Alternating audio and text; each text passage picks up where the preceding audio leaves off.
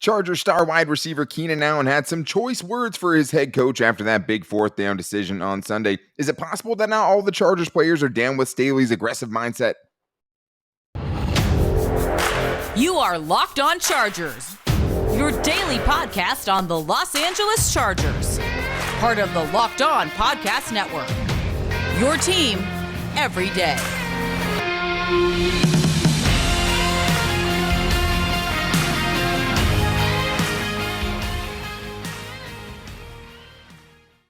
What is up, and welcome into the Locked On Chargers podcast. I'm your host, Daniel Wade, joined as always by my co-host, David Drogemeyer, and we've been covering the Chargers together now for 6 seasons, but we're in our 5th season as the host of the Locked On Chargers podcast, bringing you your team every day. Thank you guys so much for making us your first listen today, and to make sure you never miss the show, go subscribe to the Locked On Chargers YouTube channel, and also follow the show for free on all platforms wherever you get your podcast from. But today is Tuesday, and you know what that means. It's buy or sell time with the Chargers' biggest storylines and overreactions, including what Keenan Allen had to say on Twitter when his head coach was making the most controversial fourth down call of the weekend. So we're going to talk about that. Did he break an unwritten rule? Did the Chargers' other players feel like that inside of that locker room? But we'll also talk about something good because Joe Lombardi may have redeemed himself over the last 2 weeks, but there's still some work to be done there. We'll also talk about if the Chargers' running game is officially fixed, even though 2 weeks ago we were talking about if they would be the worst rushing team in the league when things were all said and done. But we also have more because we're going to also talk about if it was the right move for Nazir Adderley to get benched for Alohi Gilman, who came up with a big-time interception in the game. And also, are the Raiders done? This episode is brought to you, though, by BetOnline. BetOnline.net has you covered this season with more props, odds, and lines than ever before. BetOnline, where the game starts. I know I probably should have rooted for the Chiefs to lose that game, for the Chargers' divisional hopes. Yeah. It should be funny to watch the Raiders go 1-4 to start their season. But that's for the end of the show, David. We start with the Chargers wide receiver Keenan Allen here, who I'm sure as many Chargers fans saw, but if you haven't, when Brandon Staley went for the fourth down call and did not get it, Keenan Allen on Twitter put all caps WTF, and then followed that up by saying, so glad he missed that because man. I don't know he said man like that, but I feel like he did. So, David, first things first, did Keenan Allen break an unwritten rule publicly calling out his head coach on Twitter?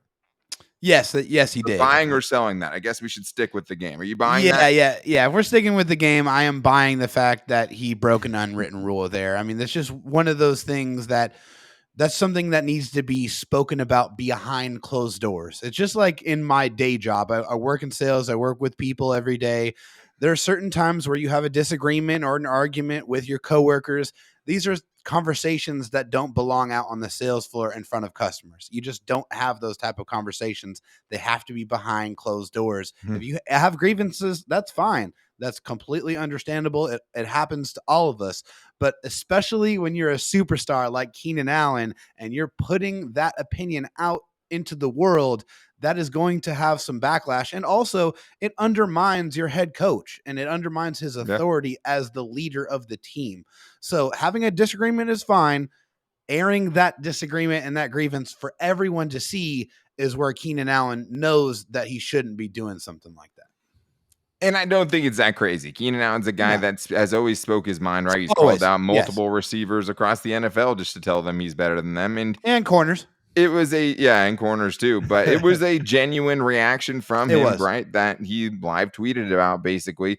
And it does break an unwritten rule. You don't do that. You do that behind closed doors. But I don't know if he's the only Chargers player that feels that way. This is what Brandon Staley had to say about Keenan Allen on Twitter. Anyone that has been a part of competition knows that when you're not a part of it, you can feel some type of way. Keenan's heart is with me. It's with us. To me, I have an understanding of where he was in that moment because he's not with his team. They are in the fire. That's a money down that he is used to being out there for which makes it a lot better for us. It's just part of sports. We're going to become closer because of it. We've already become closer this morning because of it. We're going to keep it moving to Denver and try to get him well enough to get him out there playing for us.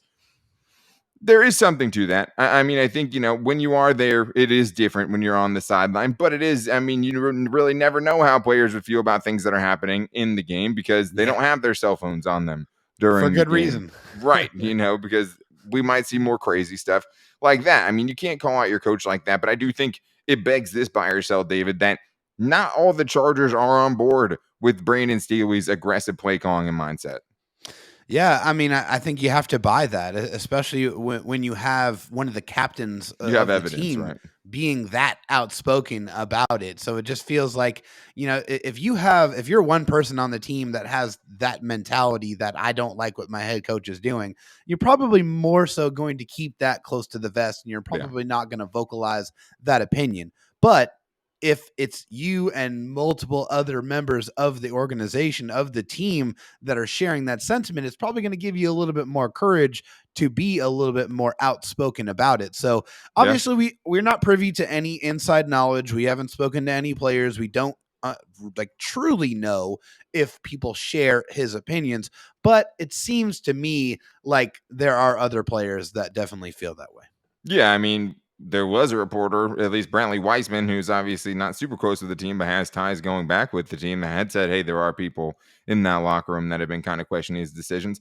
I do think so, especially when you're bucking, conventional wisdom like the Chargers did in doing that, and Yeah. Brandon Staley did in doing that, right? They went against everything you've ever really seen an NFL team do right there. That's a Yeah. shocking thing to see. And I do think it's different if he's on the sideline there. And I do think you're hearing the right things coming from the players and how much they have Brandon Staley's back. And I don't think for the most part they're as surprised as the people on the outside because of, their coach's mindset and the messages he's preaching inside the, meeting room and stuff. And there's a chance Keenan Allen was right? But to kind of, cause some unrest by other players advocating for that after they see you post that is something that can cause tension. We'll see kind of how it goes from here. But I think Keenan Allen probably thought it was, a little less harmful than it probably actually was, putting it out there to his large Twitter fan base. But it's time to talk about the receiver that was on the field, and that is Mike Williams. And the buy or sell here today, David, is Mike Williams is the best contested catch receiver in the NFL. I'm buying it, and the stats back it up. According to PFF Fantasy, Mike Williams has the most contested catches in the NFL this season at 9. Yeah. So the facts are the facts. Mike Williams is the best contested catch wide receiver in the NFL. And personally, I don't think it's quite that close. I mean, when we're talking about 50-50 balls with Mike Williams, it's not 50-50. That would Sure. be a disservice to him, because it's more like 80-20. The guy is automatic when he goes up and hunts the football. He is a master at contorting his body and getting his hands in the right position to bring down those footballs. He just does it. He just has an innate knack for it, and he has had that knack since he entered the NFL. 100%. And I think he is the best. I'm definitely buying that. I mean, he's the best 50-50 guy. And I just think, like, straight up, he's probably had the best hands on the Chargers this season. Yeah. When's the last time you remember a frustrating Mike Williams drop? I mean, it would have to have been, probably weeks 1 or 2, I think, because I can't remember it. So that has been super impressive. He had a few more on Sunday against the Browns. Michael Thomas led the NFL last week with 8. This week, it's Mike Williams leapfrogging him, right? And doing 9 with a few insane catches and getting a catch robbed from him, a touchdown catch. I mean, they did score on the next play. Austin Eckler, a nice run for a touchdown, but Mike Williams definitely got robbed on that touchdown. Both of them. It's like over Denzel Ward. He had both of his toes in bounds. His heel came down out of bounds, but that should only be out of bounds if it's simultaneous. If the whole foot comes down at once, if you get both toes in, that should have been a touchdown. The refs told Brandon Staley, according to him, that the heel came down before the toe, which is just, there's no way anyone could look at it. And they reviewed it. So, I mean, they just got it wrong. But hey, shout out to Mike Williams. I was critical of him disappearing for 2 out of the first 3 games, especially the first, one of the 2 first games that he had without Keenan Allen there. He kind of disappears, goes 2 catches or has 1 catch in that game in week 3. Well, he's proved everyone wrong since then, right? He has had 300 plus yard games this season, including 2 straight in which he's combined for 17 catches for 254 yards the last 2 weeks. He has absolutely stepped up. Still has some room to grow, though. You still got to get that first down late in that game. When second down, you end up trying to run horizontally. You don't end up getting it. That's not ever really been a problem with him, so I'm not as concerned with that. I do think on that 4th down play, though, you have to get back to your quarterback on that play on 4th down. That guy was not turned around. He did not have his head around. If you run through him for that, that's a pass interference. Even if it should have been either way, you make it a pass interference when you push the issue like that. And that's what, a couple things he can improve on. But Mike Williams has been fantastic, especially over the last 2 weeks. And he's definitely picking up that mantle and picking up that big contract that he signed. But we do have more to get into because guess who else deserves a lot of credit for these last two games? Offensive coordinator Joe Lombardi, who is definitely the most hated man on Chargers Twitter over the first 3 weeks. Well, he's had quite a nice bounce back, so we'll talk about that. And if the Chargers running game is fixed after, a historic performance that they just put together last week. And we're going to get into that coming up after this. But first, I need to tell you guys about my favorite underwear. I'm talking about Tommy John. Fall is in chaos in your pants. You're overheating 1 second and freezing the next. To be ready for anything, you need underwear that can handle everything. It's time for Tommy John underwear. Football season's coming, but footballs aren't the only ones being tossed around. Keep your balls well situated in new Tommy John underwear. I can't tell you how many pairs of underwear that I've had that are uncomfortable for whatever reason. When you get the right pair, you just know. And that's how it is with Tommy Johns. That's why I love my Tommy Johns, because Tommy John knows that you're the most confident when you're the most comfortable. Tommy John's breathable, moisture-wicking fabric keeps you 2 to 3 times cooler and dries 4 to 5 times faster than any other regular cotton. And since you guys listen to this show, you get a discount if you go to TommyJohn.com/lockedon. Right now, you can get 20% off your first order. That's 20% off TommyJohn.com/lockedon. TommyJohn.com/lockedon. See site for details. All right, guys. Well, Joe Lombardi is someone that has been super hated on by the Chargers fan base so far.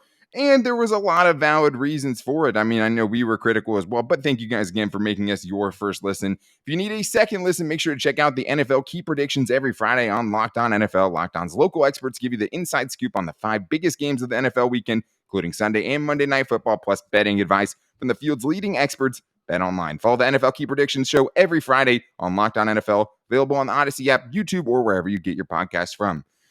David, the big question in buy or sell here is, Joe Lombardi has redeemed himself with the Chargers' offensive performance over the last 2 weeks. I'm buying it. And the reason why I'm buying it is because he went back to featuring his stars, the 2 stars that he has on his offense, Austin Ekeler and Mike Williams. Yep.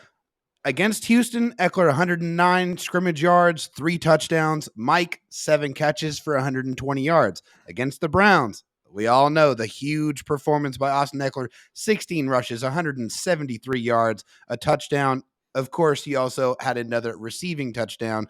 And then Mike Williams, 10 catches, 134 yards, and that long of 38. We know that Keenan Allen's been missing. Josh Palmer's been a little bit banged up, but 2 guys that have been healthy and have been huge parts of the offense, and a large reason why the offensive play calling has looked so much better is because of their involvement. Austin Ekeler, Mike Williams, making Joe Lombardi look good. Yeah, that's a big part of it. I'd say another thing too is, hey, you did it all without Rashawn Slater and without Keenan Allen, right? Yeah. Like, that is huge. In the last 2 weeks, you've averaged 32 points per game. You get 30 against the Browns this week. You get 34 the week against that, or week before that against the Texans.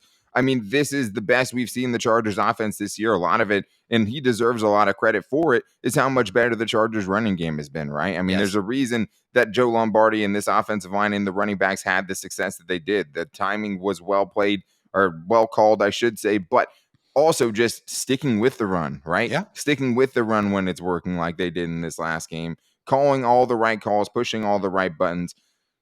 I also loved that game-winning drive against the Texans. That's another thing I would put in as a feather in the cap of Joe Lombardi, that long 6-minute drive that put the game away against the Texans, and also just having their best offensive half of the season against the Texans in that first half with 27 points in one half. They also just outscored their opponents for the first time in the second half. So maybe he's evolving there. Though I do think, David, there are still some things, right? I think he has kind of redeemed himself. He still definitely has something to prove, though. I mean, I think the red zone needs a lot of work. That was obviously derailed a little bit by 2 false start penalties. Is always going to kill you down there. But, I think you can still see some explosiveness from this offense that we haven't seen so far. Given the personnel, that's a little bit tough. But I do think, obviously, there's still kind of some tweaks that we haven't even seen the best offense yet for this team. No, you're right. I mean, hey, they just got Donald Parham back, and I still feel like he's going to figure heavily into the red zone offense. And I think it's going to take some time. He's been dealing with that hamstring injury pretty much the entirety of the season. And, also I think him as a blocker was also helping the Chargers running game. So, because I saw some pretty good blocks in that game against the Cleveland Browns, him really adding to that. And then, of course, Keenan Allen has not been there. Yeah. So getting Keenan Allen back is just going to add another element to this offense that we really haven't seen, save for one half of one game this season. So when you add add Keenan Allen to a Mike Williams who's been tearing it up and Austin Eckler who has come alive the last couple of games, this offense still has another tier to get to, and it's going to happen when Keenan gets back. Yeah, and I do think, the added trust of Justin Herbert with Mike Williams that's being built right now in the absence of Keenan Allen is going to play a factor too, right? Because the one game Keenan played, he had 2 catches for 10 yards. Mike Williams did. So I think that that's something that is going to hopefully carry over, and you can just kind of add Keenan Allen into the mix, which I don't think will be a problem to do, right? I think a lot of the things that people would take, issue with from this game from Joe Lombardi would be the third down call on 3rd and 2 before they end up making, the crazy call to go for it on 4th and 1, which is more like 4th and 2. Yeah. But I think an important context that we've learned since then is that it was Justin Herbert's decision to run the football right there on 3rd and 2. And then if you have an issue with the play calling, I don't think that I have an issue with the logic of, okay, hey, we have Mike Williams, our best receiver, versus a 3rd round rookie corner. That is something that feels like an advantage. I do think, though, that there has to be kind of supplements built into that play call, though, where if it's not there, you find something else. And he did have receivers open on that play. So I understand the issues there, but I think overall you have to be super stoked with what you've seen from Joe Lombardi over the last 2 weeks. A lot of that has been the Chargers running game, David. And now we've seen back-to-back weeks going up against poor rushing defenses for sure, where the Chargers have had really good games. So I think the buy or sell today is the Chargers running, game fixed? The Chargers running game is fixed after the 2 games that they just had.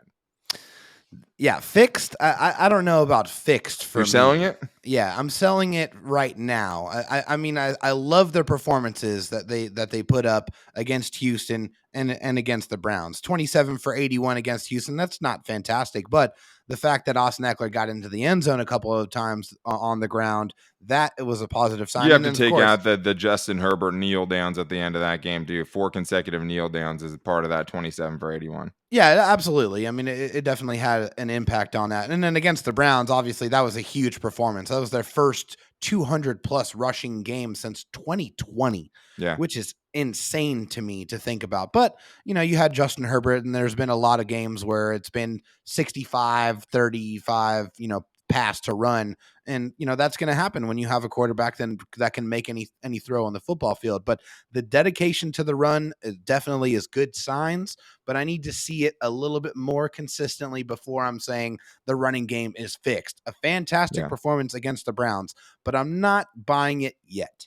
Yeah, for sure. I mean, it's hard because I think a big part of it, and the thing that's really nice and the nice foundational piece of this is, hey, the offensive line is coming together. So if you can keep these guys healthy, like, it should keep improving. You're not always going to have as easy of a matchup, but let's not pretend this is the only time the Chargers have gone up against poor run defenses, right? I mean, they have done that before and still had really poor performances. So they took advantage, and the game plan was good against these teams. They were pushing all the right buttons in the running game, and the chemistry is there now. Like, those 1 or 2 blocks that are getting missed in other games that are resulting in negative runs are getting made now, and it's leading to not just positive runs, but explosive runs. The Chargers have had more, explosive plays these last 2 weeks than we've seen from this rushing attack in a long time, and more consistency. I think the other great part of it is the Chargers figuring out, okay, it's Austin Eckler 1A, Josh Kelly 1B, because Austin Eckler had 16 carries in this game. Josh Kelly had 10 carries in this game. Sony Michel had 1 carry in this game. Sony Michel definitely still brings some value as a pass protector and doing some other things, but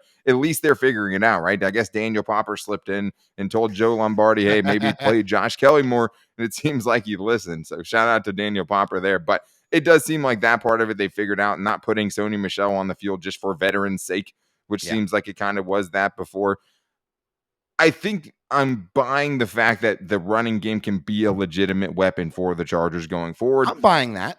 100%, and which I don't necessarily think I would have bought last week. So I think that's the significant part there. But there was one thing I didn't expect to see this week, and that was Nazir Adderley getting totally benched for Alohi Gilman. So we definitely have to get into that because that one definitely took me by surprise. Was it the right decision? The guy did end up getting an interception, and we'll also talk about, are the Raiders done now after blowing a 17-point lead to the Chiefs on Monday Night Football in the AFC West? So we'll get into that coming up after this.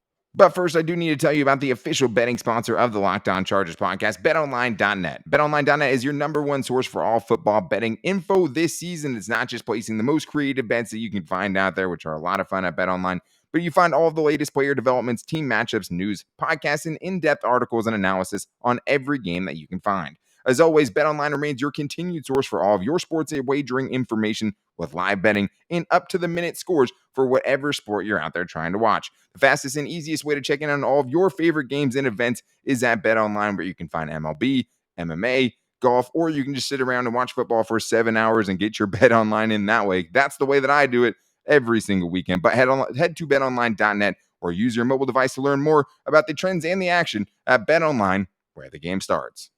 All right, David, well, it's time to buy or sell a couple more things here before we wrap the show up today, and it starts with Nasir Adderley. That was something that really surprised me. I did not see coming this weekend was him getting benched for Alohi Gilman, because we've talked about a little bit before how like safety is kind of a mess right now behind Derwin James, because Nasir Adderley hasn't taken the step that you've needed really him to take. Alohi Gilman has never been someone that we've really trusted on the back end at all. And then your other guy, JT Woods, is definitely not going to help with the whole tackling part of this situation, because we all saw how that played out in the preseason. And it makes a bigger difference, when that touchdown or tackle you give up turns into a touchdown. So, Yeah. David, let's do the buy or sell this way.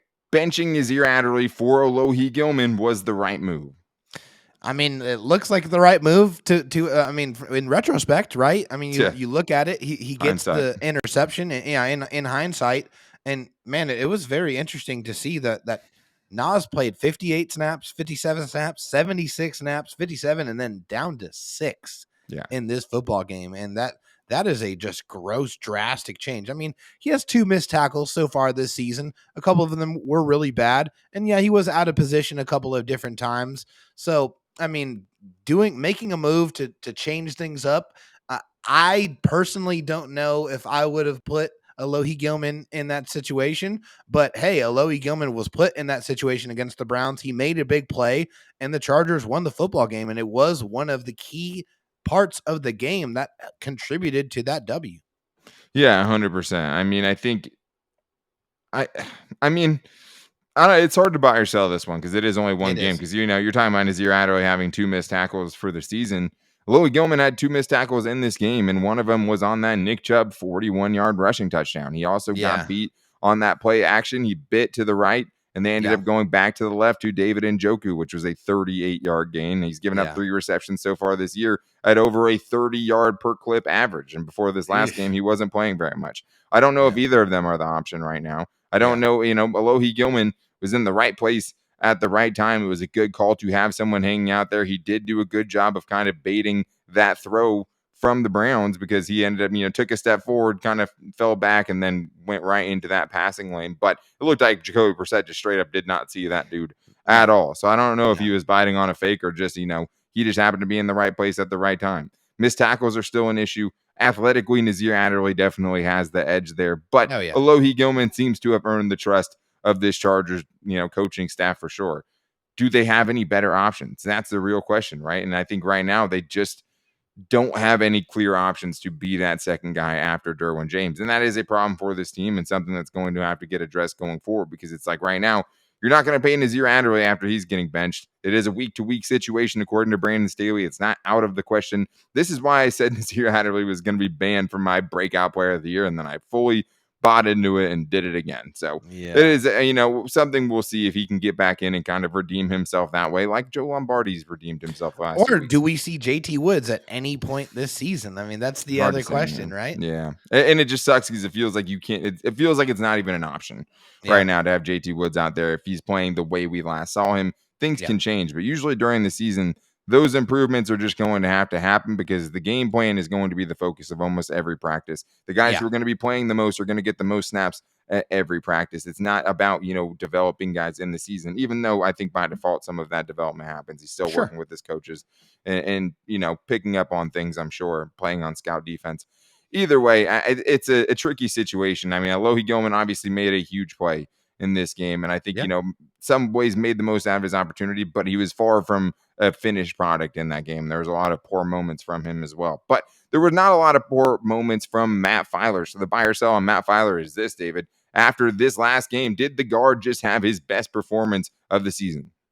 He did, and it was very, very clear. I'm buying the fact that he had his best performance. I was watching him specifically after the last couple of games where he looked really stiff, and it looked like he was dealing with something. Obviously, there's no information out there to co-sign with that specific, thought process. But he also supposedly had a baby last week too, so maybe that had something to do with it. Getting that dad strength. Yeah, the dad strength definitely showed up because he only gave up one pressure. He had his best pass blocking grade of the season by far, 71.4. The run block grade was also a 63.4. And, also kind of begs the question, was that in large part to them kind of changing their blocking scheme, going more man-to-man instead of a zone blocking scheme? That might have had a contribution to how he was playing, but he looked stronger. He looked a little bit quicker out there moving in space, and he didn't really give up much pressure, in pass protection. So Matt Filer was much, much better in this football game. And hopefully this is him turning a corner, going back to the player that we know and that we trust. Yeah, and I there's good reason to think that. I'm buying it. I mean, it was easily his best game of the season. I mean, no real controversy there, but it does kind of, bring up the bigger point for this team, which is, hey, okay, it can keep getting better, right? As him and Jamari Sawyer get used to working with each other. If Corey Linsley can stay on the field, I mean, I really think he's the most underrated Charger on the team, and I think he holds that whole thing together. And I think you're worse off with him not out there, especially if you're Matt Filer. But it is great to see. I mean, I thought the most encouraging thing was his block on the Austin Eckler screenplay touchdown, especially after the Texans game, where you have that play where he doesn't get that block and probably erases a 20-25 yard gain and, erases a possession for the Chargers, really. I mean, him and Gerald Everett combined for it because of that drop pass. But I do think, it's a great sign for things going forward. And this is closer to what we saw from him last year. Not a perfect player, but a really, really good, solid left guard, which if you add that in with Troy Pipkins playing the way he is, Zion Johnson's being the absolute freak that we knew he would be, and obviously how Jamari Sawyer has played at left tackle, 6 pressures allowed, be damned. I thought Jamari Sawyer did, a great job in this last game going up against a freak of nature who gets, the 6 werewolves pressures in his sleep. I mean, in Jadeveon Clowney play, we didn't think that was going to happen. I mean, that offensive line put up a super admirable performance in that one against that specific front. But David, there's one more here I think that deserves getting into a buy or sell. The Raiders season is done after blowing a 17-point lead on Monday Night Football to the hated Kansas City Chiefs. Buy or sell that? I'm buying it.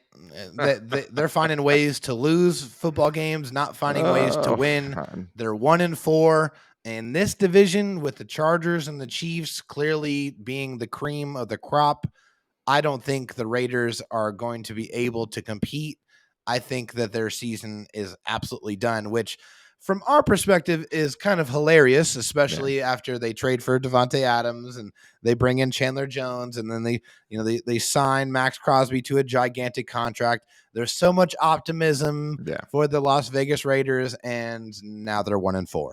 So their season's done. They're done. It just shows you how quickly things can get away from you in the NFL, right? I mean, they have another game against the Chiefs on their schedule, right? They should have won this one. Crazy. They had a chance, down by, but the field goal wins the game at the end of the game there. And they totally blew it. Devontae Adams blew it and then blew it again after the game, pushing down a random dude for no reason. I mean, it was, like I said, like you should hope that the Chiefs lose that game. If the Chiefs lose, if the Raiders can somehow pull it out and stick to their family, trust, and respect motto, the Chargers would be tied for the division lead right now as we're doing this show, both at 3-2, right? They couldn't do it, but it's still funny that they couldn't do it because it's like, oh, okay. And I think it just shows you too, hey, there's no safe 17-point lead in the league anymore, at all. Right? The offenses are too explosive.